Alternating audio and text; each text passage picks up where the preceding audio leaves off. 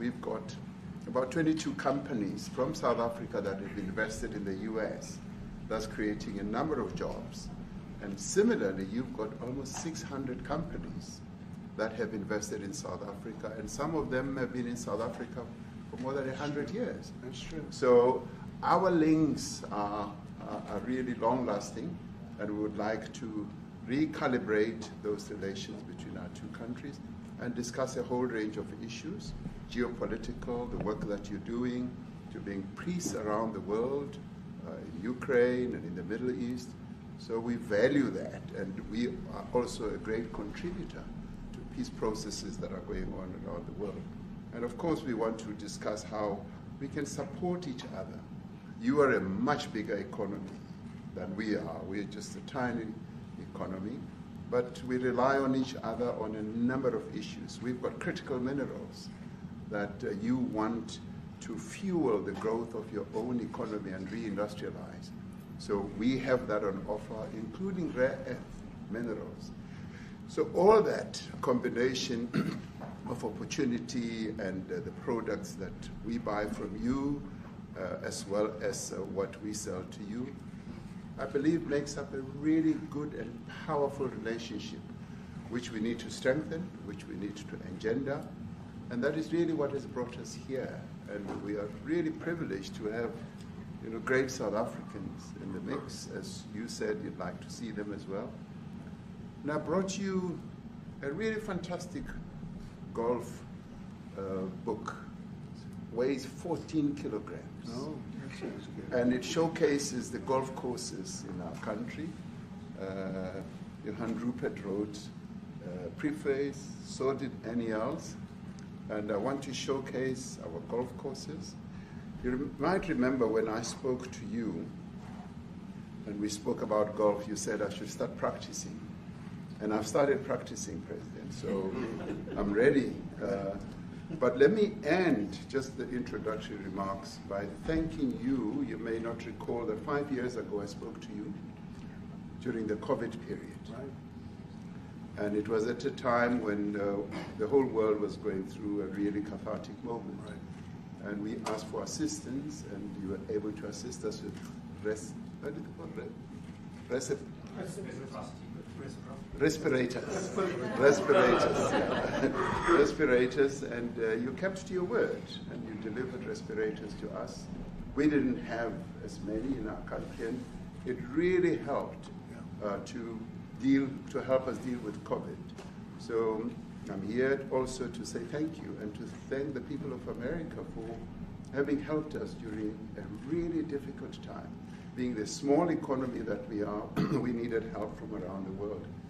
And you were there to provide that. So thank you very much. I remember the call. Yeah. We sent 150 respirators. We became the respirator king. We started making them. Nobody had them.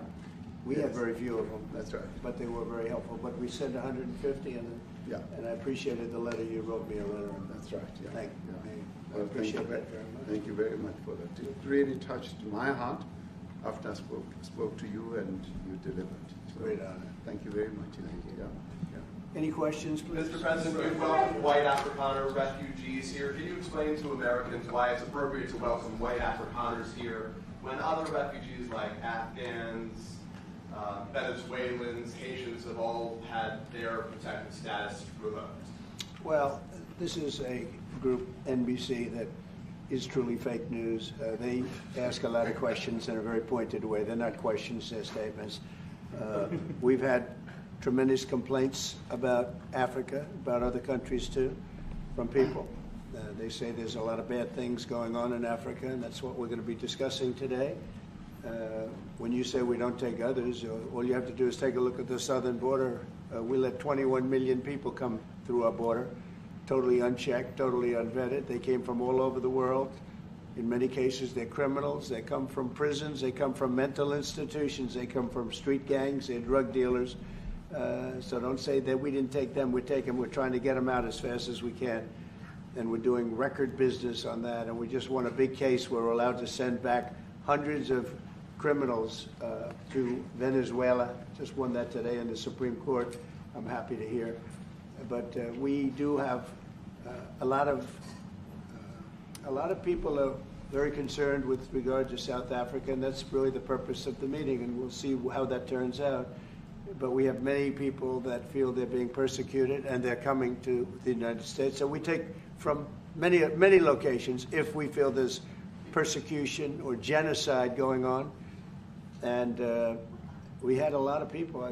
I must tell you, Mr. President, we have had a tremendous number of people, especially since they've seen this. Generally, they're white farmers, and they're fleeing South Africa, and it's a very sad thing to see. But I hope we can have an explanation of that, because I know you don't want that. It's a kind of a different meeting. Normally we have meetings, we talk about trade, and we'll be talking about trade and other things. But that certainly will be a subject that comes up. Yeah. Yes, please. Brian? Thank you very much. I'd like to get your thoughts on Letitia James. Director Polte, according to him, Letitia James says that the alleged mortgage fraud was simply a mistake. I want to get your thoughts on that. She put down that her father was her husband in order, and this is very similar to, I guess, the false attacks they had on him. Well, I don't know what it is currently, but Letitia James, who's the Attorney General of New York State, it seemed, I'm not involved in that at all. I know it's being handled by various groups, I guess, but it's major fraud, mortgage documents, and fraudulent everything. I think she said the father was her husband, which she had to have a husband, or so she chose her father, and she put it down, and she had didn't she sign in Virginia, yet she said she lived in Virginia, yet she's the New York State Attorney General, and she did that for tax reasons, so she could take advantage of taxes. And she had the wrong number of units. She had a much different number, which wouldn't have allowed her to qualify and scam the government. So I don't know. I think she's very bad for New York, but I really don't know too much about it, but I appreciate the question. Yes, thank you very much. Yes. Mr. President, I want to for you to be convinced that there's no genocide. Please. Thank you, Mr. President. So May 25th will be the celebration of Africa Day, which pretty much a lot of celebration will be taking place around the world, including here in the United States. What is your message to the entire African continent, African people, in this important occasion? Well, I want to see peace, and I want to see happiness. I want to see health, and you have incredible land. There's tremendous value. A lot of countries don't have that value in the land, the value you have. We have a situation, I think you probably heard about it. We've done, through some very talented people, helped settle a war that's been raging for years, Rwanda and the Congo. And I think we've done it. Believe it or not, I think we've done it. And could you just say a few words about that, my friend? Yes. A couple of weeks ago, they signed the two parties signed the Declaration of Principle, in which they agreed on the way forward. And they have both submitted draft peace agreements, and we have put together one that incorporates both of their suggestions, and we've given it to them. So we're in the process of finalizing Looking this. good, right? Looking very good. No, we have to thank you for even those efforts, because the African continent, particularly SADC, our Southern African Development Community, has for years been seeking to foster peace in the Democratic Republic of the Congo. So all efforts, including those from outside the continent and inside the continent, are really worthwhile. We are removing our troops from there so that peace can then prevail in that whole area. And we hope that with the support of the international community, we will really have peace in that area. It's so vital, it's so important for the whole region. Well, we sent our people there, and I think we did a very good job, as headed by my friend.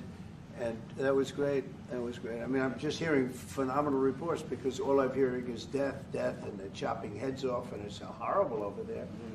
And it was really brave of you to go there, and I really appreciate it. And it looks like we have something very, very substantial. We also talked about trade with them in terms of rare earth and all, but really more for it's like if you take a look at what we just did with Pakistan and India, we settled that whole thing, and I think I settled it through trade. We're doing a big deal with India. We're doing a big deal with Pakistan, and they said, "What are you guys doing?" You know, somebody had to be the last one to shoot, but the shooting was getting worse and worse, bigger and bigger, deeper and deeper into the countries, and we spoke to them, and I think you know, I hate to say we got it settled, and then 2 days later, something happens, and they say it's Trump's fault, but Pakistan has got some excellent people and some really great leader. And India is my friend, Modi. Modi? And he's a mutual friend? Yeah, Yes. he's a great guy. And I called them both, and we just did something good. We're trying to settle Russia, Ukraine. We spoke with President Putin for 2.5 hours the day before yesterday. I think we made a lot of progress, but that's a bloodbath. 5,000 people are being killed a week, 5,000 soldiers a week, not including people in cities and towns that are also being killed. So we're trying to help. And it doesn't affect us. It's not our people. It's not our soldiers. It's Ukraine and it's Russia. But if we can save 5,000 souls, we'll do it. You know, we're pretty good at it. But that's a bad situation. That is a really bad situation. Well, you'll recall when President Zelensky was coming to South Africa, that's when I spoke to you. That's right. We both agreed that we need to push the peace message so that there can really be peace. And we've been involved in the Ukraine-Russia conflict for quite a while. Through my Minister of State Security here, we've been dealing with them, the exchange of children who were taken away, going through names and addresses and all that. So we've been invested in that whole process as well. And the moves that you're making are fully supported by us because we would like to see the end of that war. Yeah. Sure. I called Zelensky, and they said, he's in South Africa. I said, what the hell is he doing in South Africa? He was talking to us. We got this big. That's a strange one. I said, what are you doing in South Africa? Yes. That's a strange one. He's trying to make peace. We're taking him. You know, we were lucky because we had the great Nelson Mandela who taught us how to create peace, to make peace. So we were imparting some of those lessons to him, some of those learnings, and I specifically mentioned to him that this is how Nelson Mandela taught us that when you want to have a peace in a country, do it on an unconditional basis and sit down and talk. And that's precisely what I'm sure he's going to heed. Well, we're going to see what happens with that one. It's there's a lot of hatred. Yeah. There's a lot of death. It's a bloodbath. It is. Unfortunately. I get the satellite pictures of that field, of that killing field. You never saw anything like it in your life. It's horrible. It's a horrible thing that it goes on, but I think we've made big progress. Yeah, please, go ahead. Thank you, Mr. President. No, not you. Right here. He's from South Africa. Go ahead, please. What are you expecting on the ICJ case? Are you expecting South Africa to drop that? Is that what you're trying to do? On which case?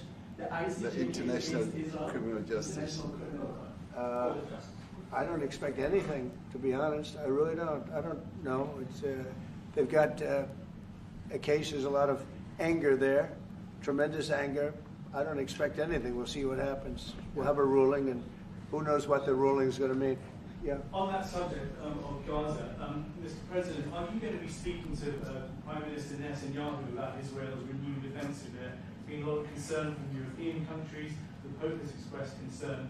Are you going to be asking Prime Minister Netanyahu to tone down the offensive in Gaza to let more aid in? Was that a question or a statement? It's a question. This guy's, you never change. Mr. President, this time, what will it take for you to be convinced that there's no white genocide in South Africa? Well, I can answer that for the President. It's for him.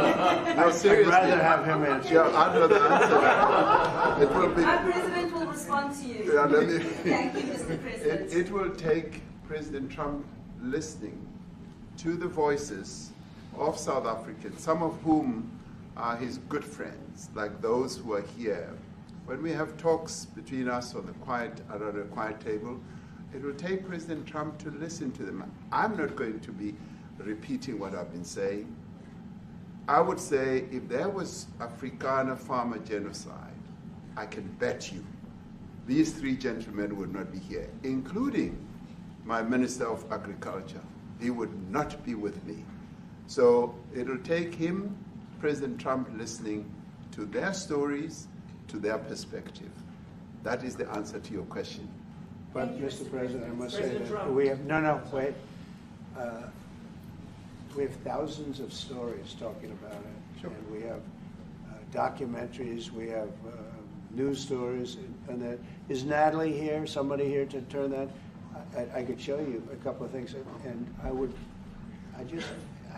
it has to be responded to. Yeah, sure. We have, let me see the articles, please, if you would, and turn the lights down. Turn the lights down, and just put this on. It's right behind you, Johan. There's nothing this parliament can do. With or without you, people are going to occupy land. We require no permission from you, from the president, from no one. We don't care. We can do whatever you want to do. Who are you to tell us whether we can occupy land or not? We are going to occupy land. South Africa occupy land. That's who we are.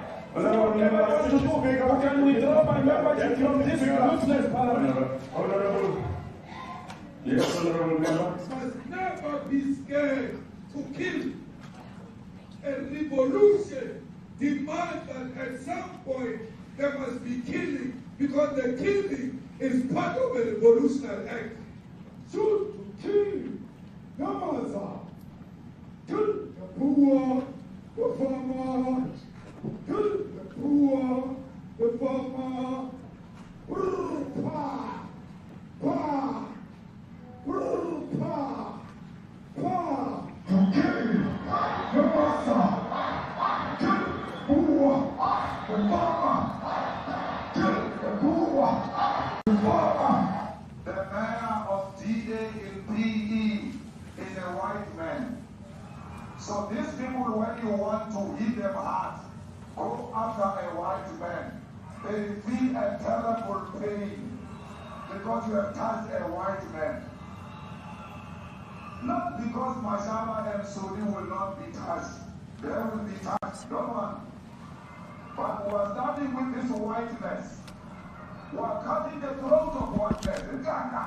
Shoot to kill, Yamaza, kill the brewer, the farmer, kill the brewer, the farmer, pa, pa, pa.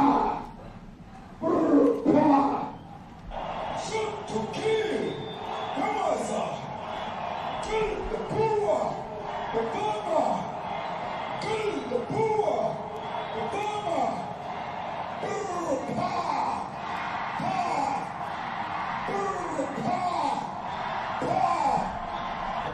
I don't know what's going to happen in the future. I'm saying to you, was not called for the killing of white people, at least for now. I can't guarantee the future. Yeah, but, I mean, you understand somebody watching that, especially as it gets shared on Twitter, they freak out. It sounds like a genocide over I can't take it.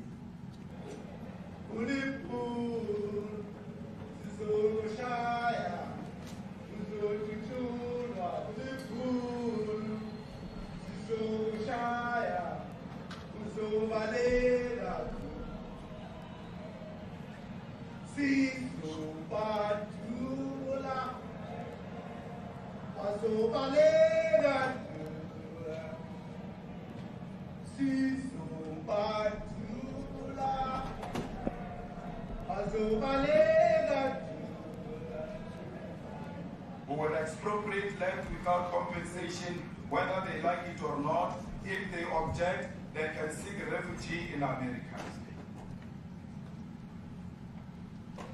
Now this is very bad. These are burial sites right here. Burial sites. Over 1,000 of white farmers, and those cars are lined up to pay love on a Sunday morning.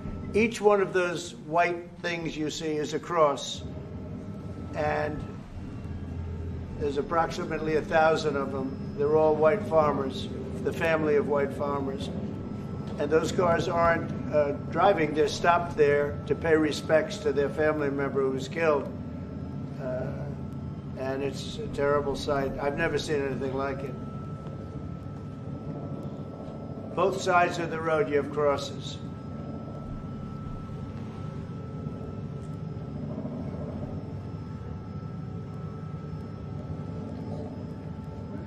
Those people were all killed. Have they told you where that is, Mr. President? No, I'd like to know where that is, because this I've never seen. I don't. Okay. I mean, it's in South Africa. That's where. We need to find out.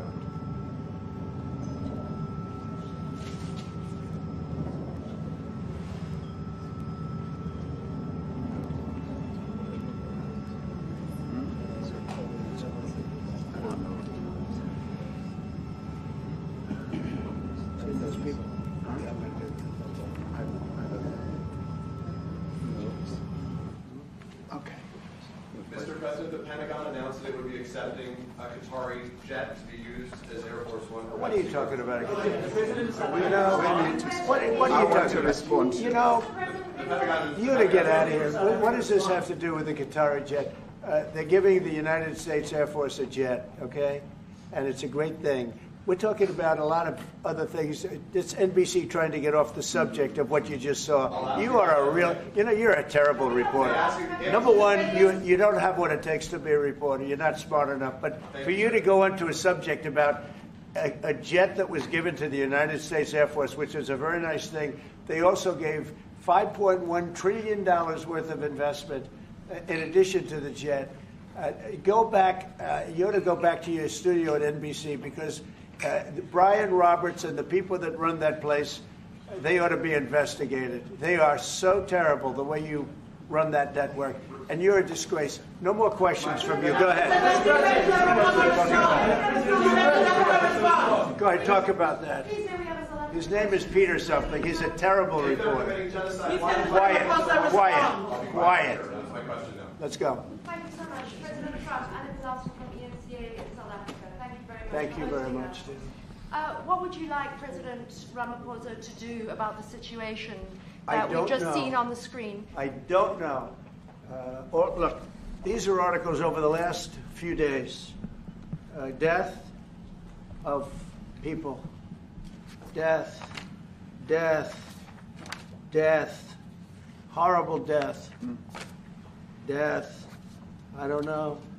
To pick anyone, white South Africans are fleeing because of the violence and racist laws. And this is all, I mean, I'll give these to you. No, so when you say, what would I like to do? I don't know what to do. Look at this. White South African couples say that they were attacked violently. And, President Trump, when will you go and see for yourself if it is indeed true? well, I could do that. Look, here's burial sites all over the place. These are all white farmers that are being buried. And he asks about a jet that was given. You ought to be ashamed of yourself. You know, you are so bad. You're such a bad reporter.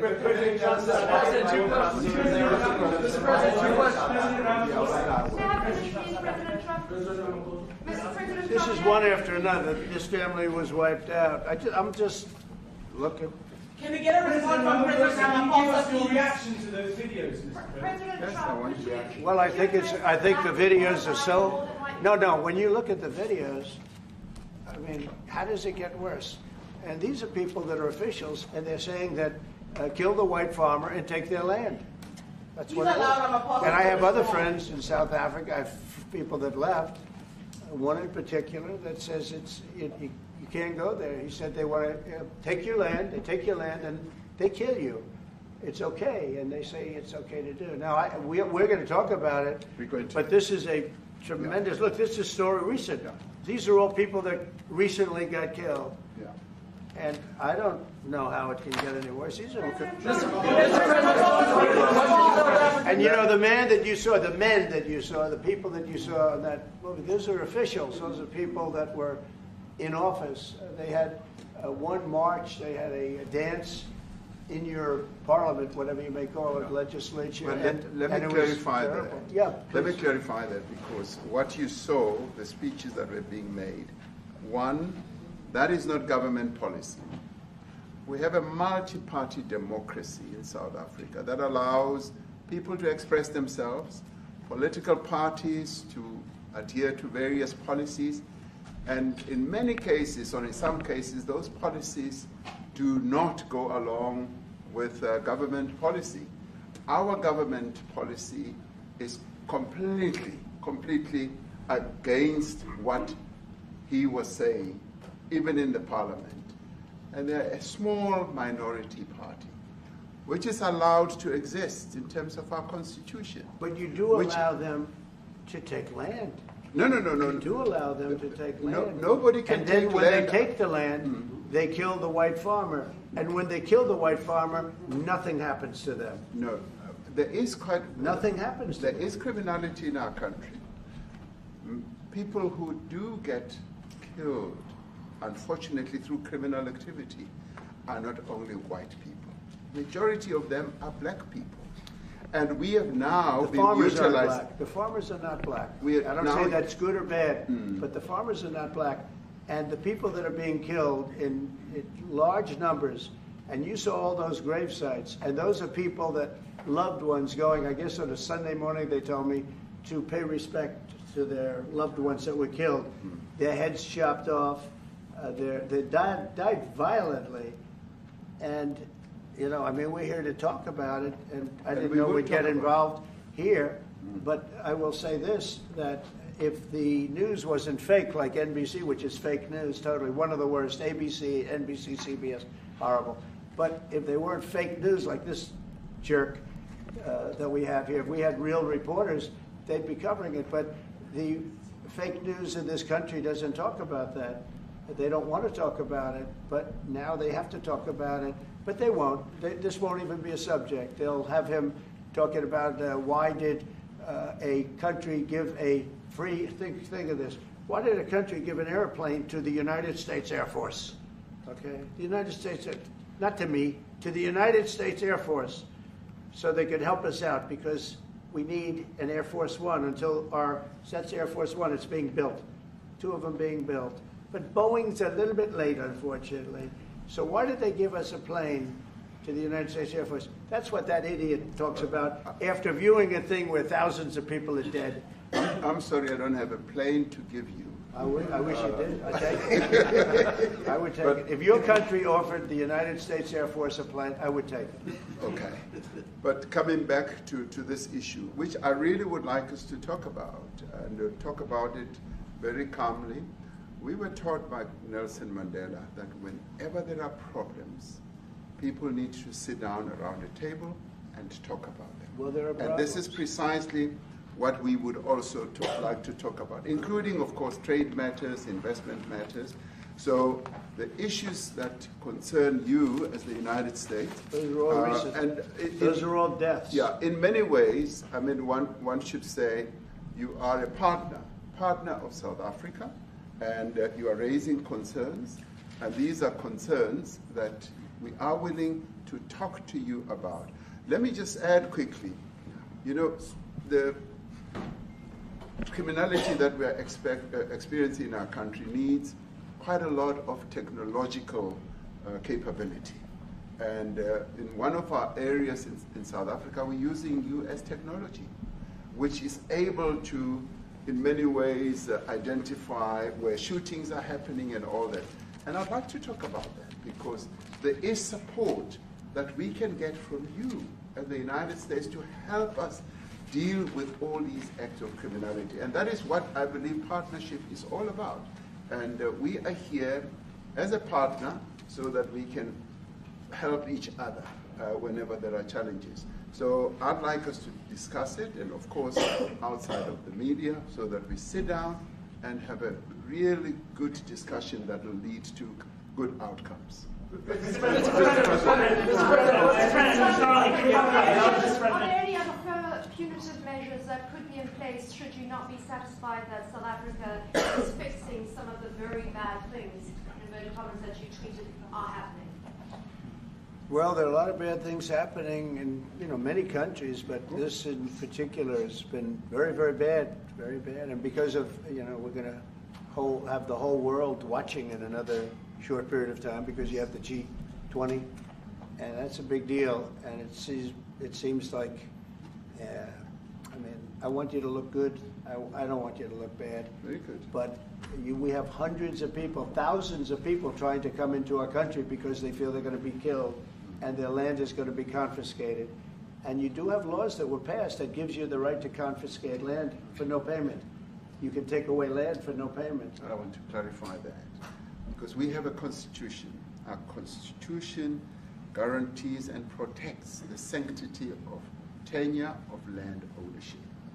And that constitution protects all South Africans with regard to land ownership. However, we do say, because we've got to deal with the past, the government, and as your government also has the right to expropriate land for public use. And you're doing that. And we've never really gotten underway with that. And we are going to be doing so. You're taking people's land away we have not. from them. We have, and those people, in many cases, are being executed. They're being executed.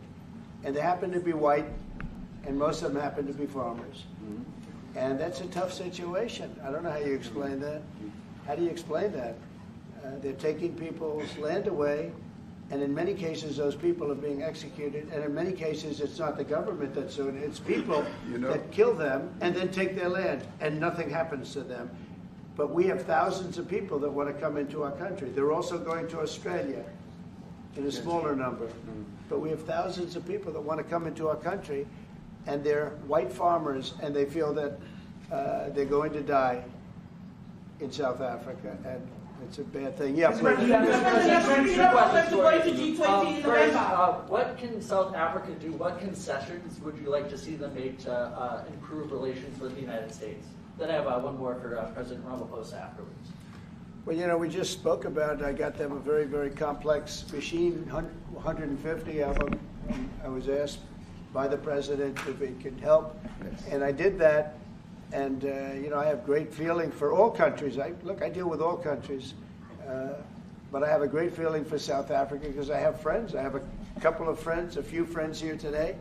I have many friends from South Africa. But many of those friends are not, they can't go back. I have Elon is from South Africa. I don't want to get Elon involved. That's all I have to do, get him into another thing. But Elon happens to be from South Africa. This is what Elon wanted. He actually came here on a different subject, sending rockets to Mars, okay? Yes. He likes that better. He likes that subject better. That's right. But Elon is from South Africa, and I don't want to talk to him about that. I don't think it's fair to him. That's right. But I will say that people are fleeing South Africa for their own safety. Their land is being confiscated, and in many cases they're being killed. And that scene of, you see how many crosses they have. Those crosses, that's a dead person in every one of them. And those trucks or cars are paying their respects to all of those dead people on a Sunday morning. That's a rough thing to explain away. And the problem we have, and the way, a correct and a fair media exposes things. But we have a very corrupt media. They won't even report this. If this were the other way around, it would be the biggest story. Now, I will say apartheid, terrible. That was the biggest story. That was reported all the time. This is sort of the opposite of apartheid. What's happening now is never reported. Nobody knows about it. All we know is we're being inundated with people, with white farmers from South Africa. And it's a big problem. Marco Rubio was telling me he's never seen anything like it. The numbers of people that want to leave South Africa because they feel they're going to be dead very soon. Yes, please. I was going to say, Brian, go. If I could just ask you a question. 72% of farmers in your country are white. If they flee, do you feel that maybe the economy could collapse? You may not have a gap to fill in those people that need to replace those farmers. I'd like my Minister of Agriculture, who is white, who comes from an opposition party to mine, who's joined my government at my invitation, to address this very issue, including the question that you've just raised. John? Thank you very much, Mr. President. Yeah. And Mr. President, thank you for welcoming us to the White House. I would say we have a rural safety problem in South Africa. I don't think anyone wants to candy coat that. And it requires a lot of effort to get on top of it. It's going to require more policing resources. It's going to require a different strategy to be able to deal with it. But certainly the majority of South Africa's commercial and smallholder farmers really do want to stay in South Africa and make it work. And I've just come from the largest agricultural show in the Southern Hemisphere with organized agriculture and farmers, and the majority of them want to stay. But they too there have a memorial to those who've died as a result of farm attacks. And as the Minister of Agriculture, it is something that I'm particularly exercised with my colleagues at police and my colleagues in the justice cluster to start making farm attacks and stock theft a priority crime. And it affects all farmers in South Africa, particularly stock theft. It has a disproportionate effect on smallholder black farmers. I also want to just say this, that the two individuals that are in that video that you've seen are both leaders of opposition minority parties in South Africa. Mkhonto Wesizwe under Mr. Zuma, and the economic freedom fighters under Mr. Malema. Now, the reason that my party, the Democratic Alliance, which has been an opposition party for over 30 years, chose to join hands with Mr. Ramaphosa's party was precisely to keep those people out of power. We cannot have those people sitting in the union buildings making decisions. And that is why after 30 years of us exchanging barbs across the floor in Parliament and trying to get one over on each other, we've decided to join hands precisely to keep that lot out of government. Because the day they get in to the doors of the union buildings in South Africa or control of our Parliament, that's what you're going to see. And that is why this government, working together, needs the support of our allies around the world so that we can strengthen our hand, grow our economy, and shut the door forever on that rabble getting through the doors of the union bodies, because then South Africa's future would be... So you denounced that type of language in the video that you saw? Oh yes, we've always done so. As government, as my own party, we are completely opposed to that. We, in 1955, adopted a document which said South Africa belongs to all who live in it. But why wouldn't you arrest that man? That man said, kill the white farmers, kill the white farmers. And then he danced, and he's dancing, and it's kill the white farmers. I think, I'm not sure, but I think if somebody got up in Parliament and started saying kill a certain group of people, he would be arrested very quickly. That man is going all over South Africa, and that's not a small party. That was a stadium that holds 100,000 people, and I hardly saw an empty seat. That's a lot of people. That's a lot of representation. And those crosses, we have dead white people, dead white farmers, mostly. And you take a look at Australia. They're being inundated, and we're being inundated with people that want to get out. And their farm is valueless. It's valueless. And they just want to get out with their life. And this is a very serious situation. And if we had a real news or real press or media, we don't have that because they won't talk about this because they're all guys like that idiot. But if we had a real press, it would be exposed. And you know, the beauty of exposing it is it's like a cleansing action. When it gets exposed, it'll get fixed. That's when it'll get fixed. But people don't talk about it. And I'll tell you who's talking about the thousands of people that are fleeing South Africa right now. Will you discuss USAID and the devastating impact that cuts are having across the African continent? You know, it's devastating, and hopefully a lot of people are going to start spending a lot of money. And I've talked to other nations. We want them to chip in and spend money too. And we've spent a lot, and it's a tremendous problem going on in many countries. A lot of problems going on. The United States always gets the request for money. Nobody else helps, as you know. Europe doesn't help. Europe hasn't given anything. All they do is sue our companies. You know, they sue Apple, and they sue all of our companies. Apple had to pay $17 billion on a nonsense lawsuit. Very unfair. But We're going to always be there to help. Afrikaner is human rights to South African broadcasting. If this Afrikaner resettlement issue is resolved, we're going to go into a room after this, you guys are going to talk. If it is resolved, what is the potential for the future-looking relationships between the United States? It's got to be resolved. It should be resolved. I mean, it's a little bit bad when you see a stadium with 100,000 people in it, because that means it's more than just a little movement. It's a pretty big movement in South Africa. So it has to be resolved. It'll be the end of the country if it's not. But is there potential for the relationship moving forward? I hope so. That's why I'm here. I mean, I'm not here for my health. I'm here to see what it is. No, I'd like to see. I have friends. I can tell you, Ernie Els and Retief Goosen, they feel so strongly they wanted to be here on behalf of South Africa, not on behalf of me. And, you know, they said, can we be here for this? Because they love the country. Ernie, do you guys want to say a couple of words?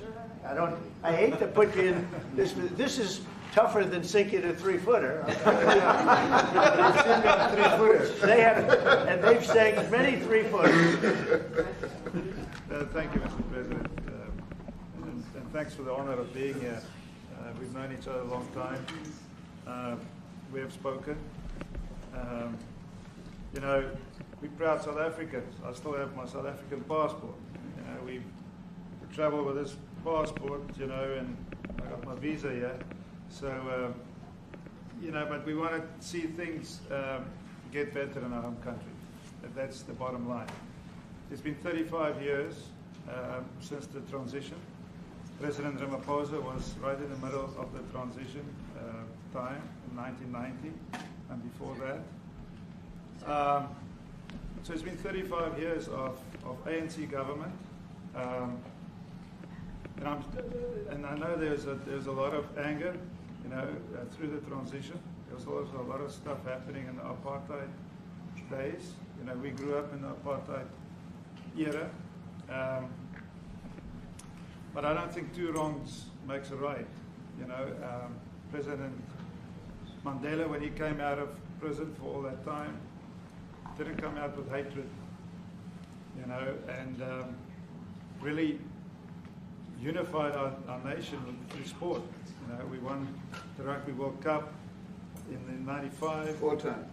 We won the African Nations Cup, soccer. You know, we won some majors as golfers and so forth. So what I'm trying to say is, you know, this has been a long time coming. That's why we really wanted to meet you, meet the administration, and see our way forward, because we still want to see our country flourish. You know, we've got some great things going on. Business is getting involved with government.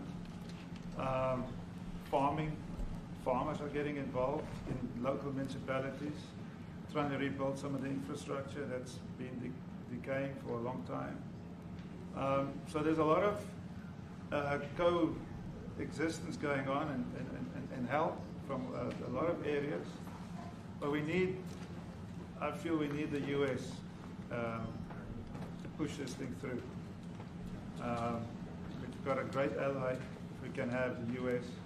It's always been an ally of South Africa for a very long time.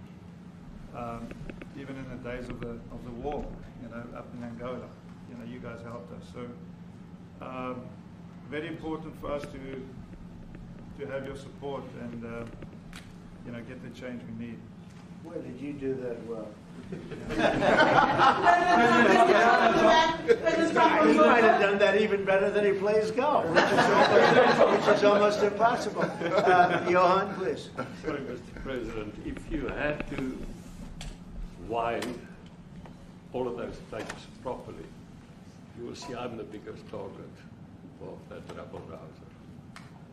Number one for over 10 years, Mr. Malema. In fact, the first time I met him, he was in the youth league with that gentleman. And look how he's changed. Right. We have too many deaths, but it's across the board. It's not only white farmers, it's across the board. And we need technological help. We need Starlink at every little police station. We need drones. I actually got drones donated for the peace parks to stop elephant and rhino poaching. And his predecessor stopped the importation because he said the United States would spy on us. I mean, US basics, the ridicule. So if you can help us. Remember, sir, you and I lived in New York in the 70s. We never thought New York could be what it became. 2 commissioners, a tough mayor. We need your help to stop this awful killing. But it's across the board. Ernie is right now building a house in George. I'm building 3 cottages for my grandchildren on a farm outside Grafrenet. I often go to bed without locking the door. And we have a serious problem with illegal aliens who stream across the border. And if you really look at our statistics, a lot of these murders, firstly, it's unemployment and illegal aliens. And then I met Vice President Watts many years ago, the Charlie Rose show. My wife loved the book.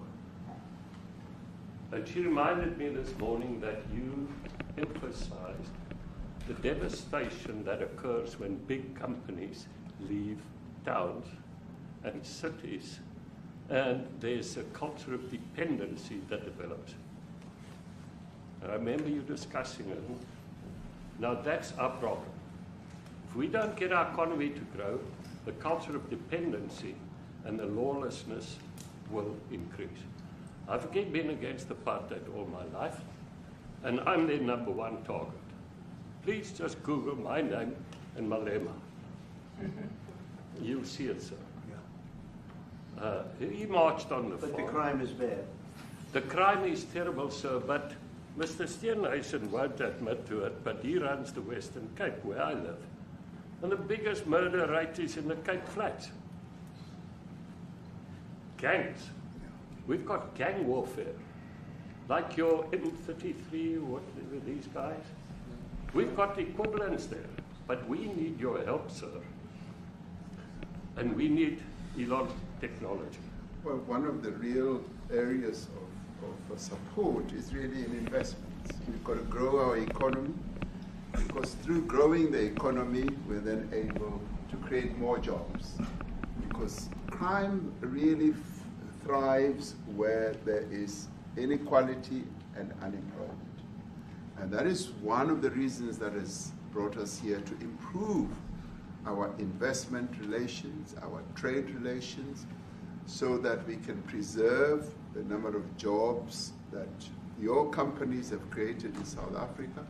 By virtue of what we export to you, we are able to create up to 500,000 jobs in the auto industry, in the agricultural industry, and a number of other industries, mining, where we export things to you. And we also know that as South African companies invest here, you are also able to create jobs. So it's a mutually beneficial relationship. So our main real reason for being here is to foster trade and investment, so that we are able to grow our economy with your support, and so that we are also able to address all these societal problems, because criminality thrives when people are unemployed, when they have no other hope to eke out a living.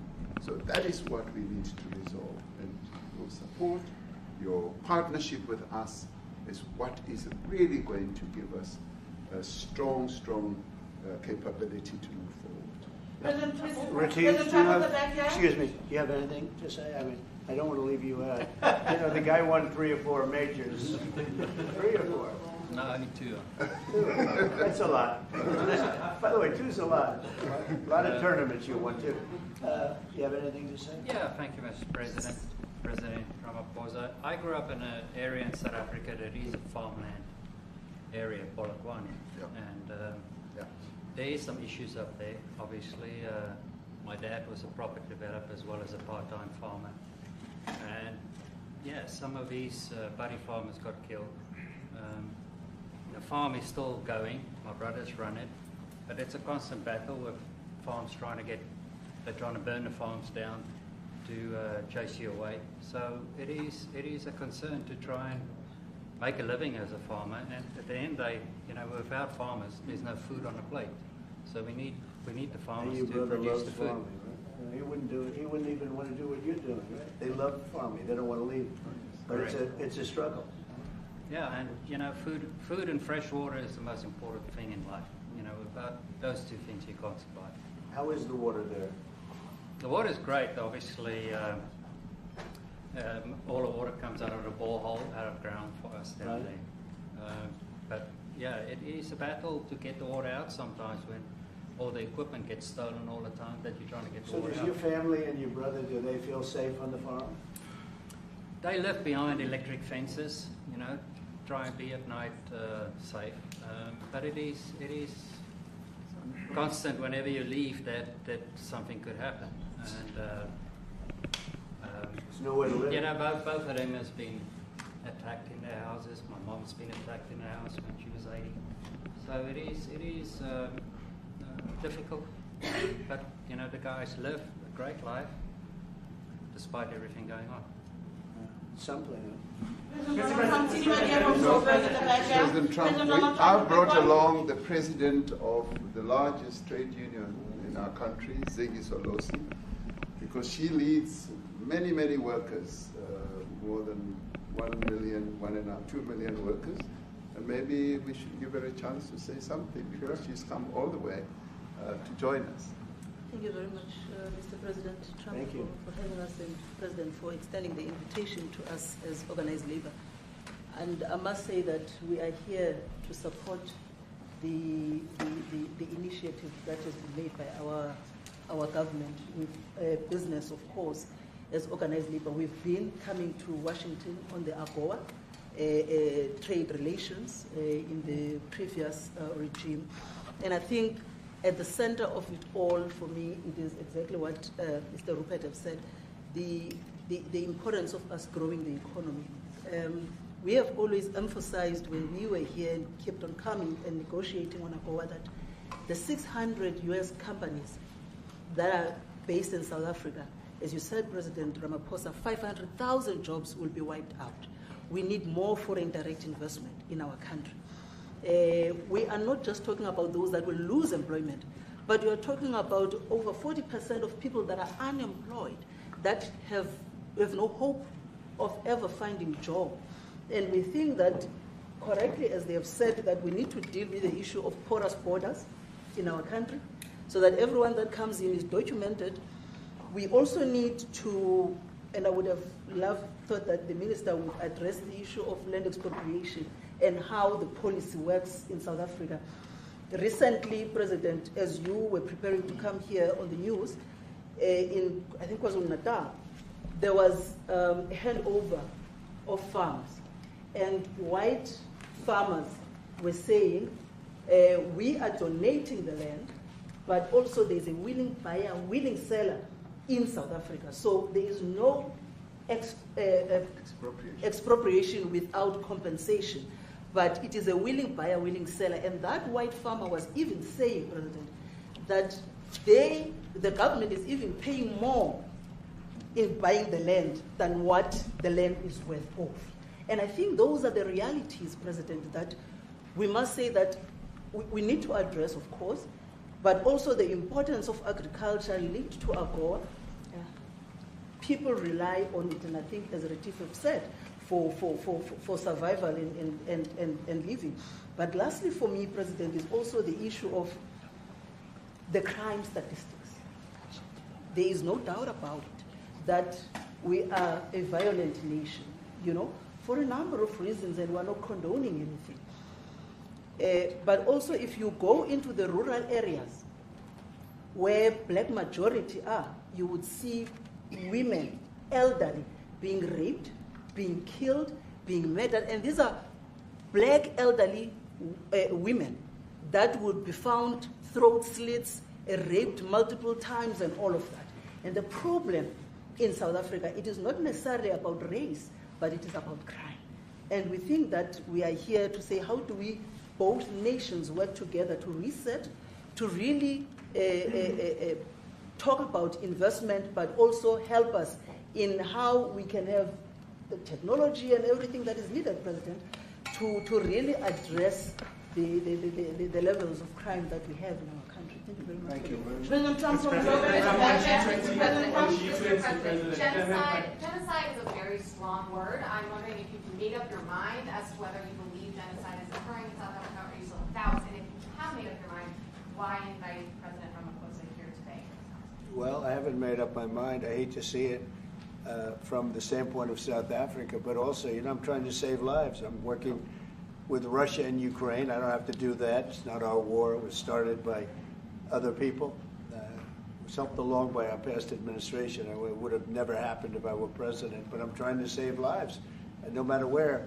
Rwanda, I have nothing to do with Rwanda and the Congo, but I felt I had a very talented person in this administration, and I sent him there, and he did an unbelievable job, I think. I mean, we're going to find out, but he's done the hardest part of the job. It should happen. If I can save lives, I want to save the lives. If it's in Africa, that's great. If it's in Europe, if it's wherever it may be. And it's a very small investment to do, believe me, compared to what the consequences are. So I hope we can do something. Look, I have so many friends. These two men, I have great admiration for them because I know what they do for a living. Yeah. And that's a very hard living. Going from city to city, from country to country, and hitting a ball 350 yards like they do, and better than you and I. Getting the ball in the hole. It's a very tough, with lots of people watching, right? Yes, That's a very tough living. They're champions. I respect champions, and I respect very much. And I think the country is very lucky. They really wanted to be here. That's true. They could be elsewhere. They could be on a beautiful fairway someplace, and they wanted to be here. So. My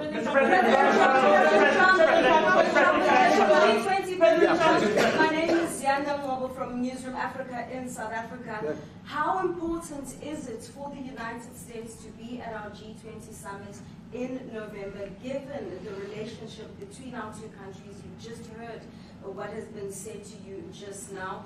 Are you coming, and are you preparing to come? So without the United States, the G20, just like the G7, used to be the G8, but brilliantly they threw Russia out. Would have been a lot better if Russia was in. A lot of people would say, oh, that's not it. Because if Russia was in, you probably wouldn't have this war. And if you had a different president, you wouldn't have the war either. Yeah. But we have a G7. It's important that the United States is in both of them. I think without the United States, I really believe it's not very important. It's not the same meaning. As I said to President Trump, the U.S. really originated the G20. And it's important that the United States continues to play a key role in the G20. And we are privileged to be the president of the G20, but we are even overjoyed that we are going to hand over to the United States, who are the originators. And for that reason, I expect the United States to continue playing the leadership role in the G20 together with other countries. And I've said when I initially spoke to President Trump on the phone, I want him to come to South Africa for a state visit, and I also want him to come and participate in the G20. And I want to gladly hand over to President Trump to take the leadership of the G20 forward in November. Thank you very much. Thank you very much. Thank you. What is it going to take to convince you? They don't want to leave. Thank you so much. How much do you need? Everybody, please keep moving. Thank you. Keep moving. Thank you. Moving. Now. Keep going. Thank you. Thanks, guys. Thank you.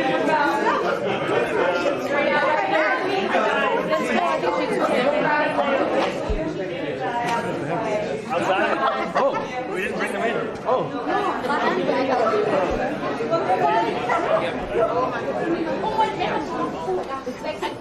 No, eventually you tell me space that's it. No,